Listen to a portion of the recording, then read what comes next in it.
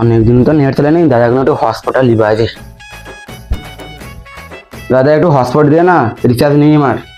যে রিচার্জটা শেষ হয়েছে তুই দাদার কাছে চালিয়ে এসছু, নেল যে তোর অমনি সময় তোর দাদাকে মনে পড়েনি কোনো। এসব কথা বাদ দে না দাদা, হটস্পটটা দিয়ে না।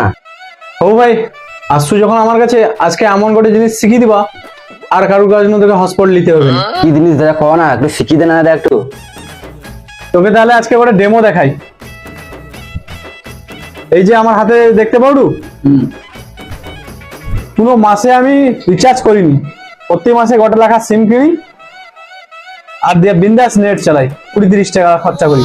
এসব কথা বাদ দে দাদা, হটস্পট দিব কি না কই দে তো। কি করবা ভাই, দুঃখের কথা, আজকে 3 দিন ধরে মোবাইলে রিচার্জ নেই।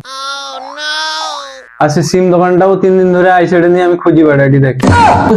অত আমার টাইমটা নষ্ট করবি।